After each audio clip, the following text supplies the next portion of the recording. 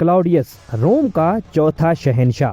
سال 41 عیسوی میں روم کے شاہی محافظوں نے شہنشاہ کیلیگولا کے خلاف سازش کر کے اسے بے رحمی سے قتل کر دیا۔ شاہی خاندان کا ایک فرد پردے کے پیچھے چھپ کر محافظوں کی اس کارروائی کو دیکھ رہا تھا اور خوف سے کانپ رہا تھا۔ جب محافظ کیلیگولا سے نمٹ چکے تو ان میں سے ایک نے قتل کے عینی شاہد کو پردے کے پیچھے چھپے ہوئے دیکھ لیا۔ قاتلوں کے ہتھے چڑھنے والے اس شخص کو اپنی موت کا یقین ہو چکا تھا، مگر محافظوں نے اسے مارنے کے بجائے مقتول حکمران کا جان نشین بنا دیا۔ ڈرامائی انداز سے روم کے شہنشاہ بننے والے اس فرد کا نام کلاوڈیس تھا۔ اس ویڈیو میں جانیں گے کہ کلاوڈیس کون تھا، شہنشاہ بننے کے بعد اس نے روم کے لیے کیا خدمات سر انجام دیں اور تاریخ میں اسے کس نوعیت کے حکمران کی حیثیت سے یاد رکھا جاتا ہے۔ چینل کو سبسکرائب کر دیں اور گھنٹی کا نشان دبا دیں تاکہ آپ تک ہماری دلچسپ اور معلوماتی ویڈیوز بر وقت پہنچتی رہیں۔ دوستو، کلاوڈیس 10 قبل مسیح میں لگڈونم نامی علاقے میں پیدا ہوا تھا۔ وہ مشہور جنرل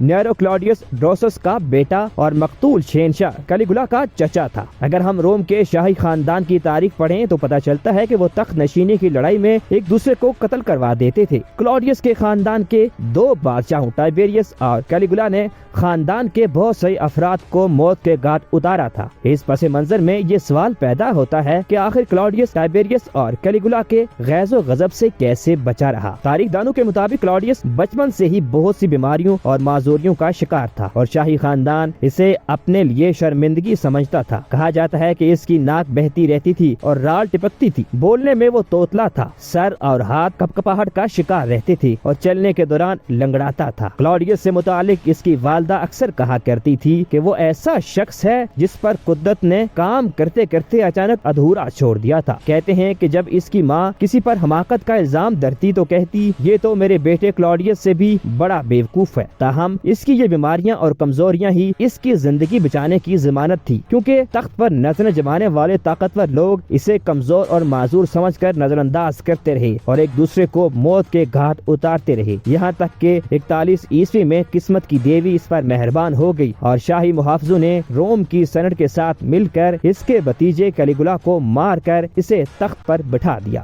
دوستو، کلاوڈیس سے متعلق ایک اور دلچسپ حقیقت اس کا بہترین تاریخ دان اور لکھاری ہونا ہے۔ دراصل جب اس کے خاندان نے اسے نظر انداز کیے رکھا تو اس نے اپنی کمزوریوں کو ہی اپنی طاقت بنانے کی ٹھان لی۔ وہ اقتدار کی کشمکش سے الگ تھلگ رہ کر اپنا بیشتر وقت مطالعے میں صرف کرتا تھا۔ کہا جاتا ہے کہ مطالعے سے اس کی دلچسپی دیکھ کر روم کے نامور تاریخ دان لیوی نے اس کی حوصلہ افزائی کرتے ہوئے اسے لکھنے کا مشورہ دیا تھا، جس کے بعد اس نے تاریخ پر کئی کتابیں لکھی۔ انسائکلوپیڈیا بریٹینیکا کے مطابق کلاوڈیس نے ایک تحریر میں روم کے نامور سیاستدان اور مقرر سیسروں کا دفاع کیا تھا۔ اس کی جانب سے اٹلی کے علاقے ایٹروریا کے باشندوں کی تاریخ پر 20 جبکہ افریقی علاقے کارتھیج کے باشندوں پر 8 کتابیں لکھی گئیں۔ اس کی یہ تمام تصانیف یونانی زبان میں تھی۔ اس کے علاوہ اس نے رومن جمہوریہ پر بھی لکھا، ایک سوانح حیات بھی لکھی اور رومن حروف تہجی پر اہم مقالہ تحریر کیا۔ چلیے اب جانتے ہیں کہ بطور شہنشاہ کلاوڈیس کا دور کیسا تھا۔ اگرچہ وہ غیر متوقع طور پر تخت نشین ہوا تھا، تاہم مورخین کے مطابق بطور حکمران وہ ایک مؤثر شہنشاہ ثابت ہوا تھا۔ ورلڈ ہسٹری انسائکلوپیڈیا کے مطابق اس کا اولین اقدام اپنے بھتیجے کیلیگولا کے قاتلوں کو انجام تک پہنچانا تھا۔ کہا جاتا ہے کہ اس کی جانب سے منصب سنبھالنے کو کئی سینیٹر نے پسند نہیں کیا تھا، وہ اسے کمزور اور ناجائز حکمران سمجھتے تھے۔ ان حالات میں اس نے اپنی قابلیت اور بہادری کا ثبوت دینے کے لیے برطانیہ کے علاقے کو فتح کرنے کا منصوبہ بنایا۔ 43 عیسوی میں اس نے 40,000 سپاہی اور کئی جنگی تربیت یافتہ ہاتھیوں کو برطانیہ کی جانب روانہ کیا۔ روم کی فوج نے جلد ہی اہم علاقے فتح کر کے ان پر قبضہ کر لیا۔ حملے کے دوران کلاوڈیس نے برطانیہ کا دورہ کیا اور 16 روز تک اپنے سپاہیوں کے ہمراہ رہا۔ جب وہ روم لوٹا تو اسے ہیرو کی حیثیت سے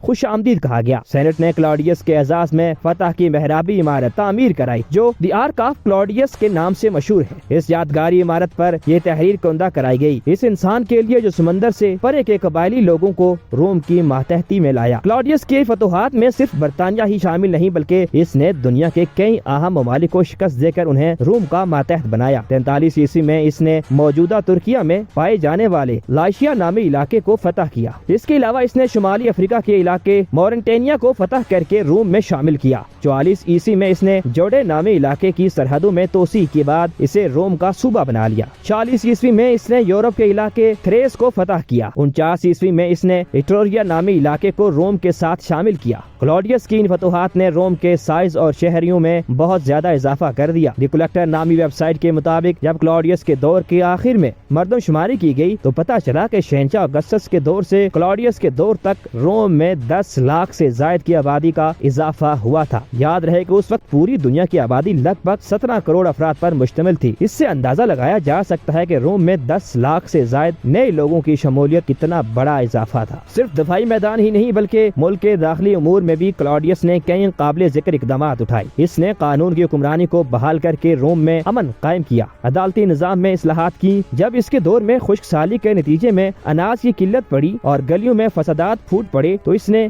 غلہ درآمد کر کے اس بحران پر قابو پا لیا اور آئندہ غلے کی قلت کے خدشات سے نمٹنے کے لیے اناج کی فراہمی کے عمل کی تنظیمیں نو کی۔ ساتھ ہی ہوستیا کے مقام پر نئی بندرگاہ تعمیر کی گئی۔ اس نے شہنشاہ کیلیگولا کے دور میں شروع کیے جانے والے غداری کے مقدمات ختم کر دیے۔ کلاڈیس کھیلوں کا شوقین مانا جاتا تھا، یہی وجہ ہے کہ وہ گلیڈیٹرز مقابلے اور گھوڑا گاڑیوں کی دوڑ منعقد کرواتا۔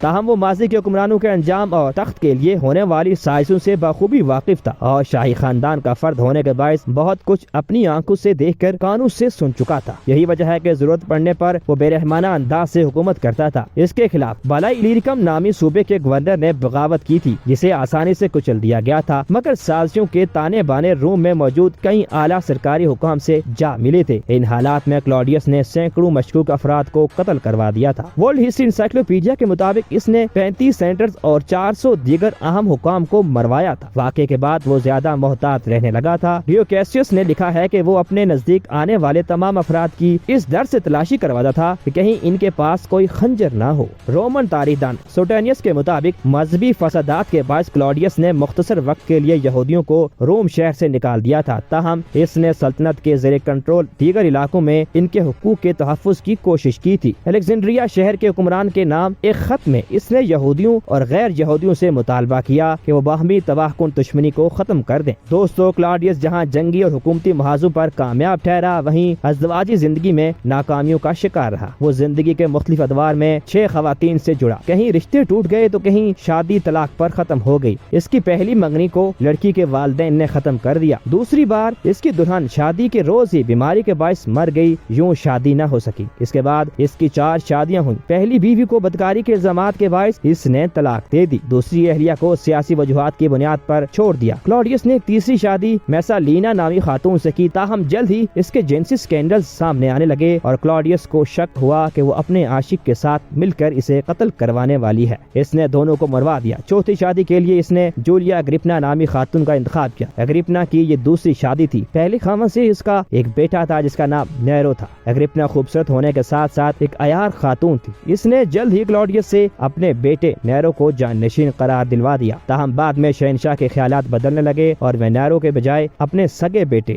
بریٹینیکس کو جان نشین بنانے کی باتیں کرنے لگا۔ اور پھر 13 اکتوبر 54 عیسوی کو اگریپنا نے اسے رات کے کھانے میں مشرومز کی پلیٹ دی، جسے تناول کرنے کے بعد وہ موت کی وادی میں چلا گیا۔ دوستو، تو یہ تھی روم کے حادثاتی شہنشاہ کلاڈیس کی کہانی۔ امید ہے آپ کو ہماری آج کی ویڈیو پسند آئی ہوگی۔ انشاءاللہ اگلی ویڈیو میں قدیم رومن تہذیب کے بارے میں مزید دلچسپ اور حیرت انگیز معلومات آپ کے سامنے رکھیں گے۔ تب تک کے لیے اللہ حافظ۔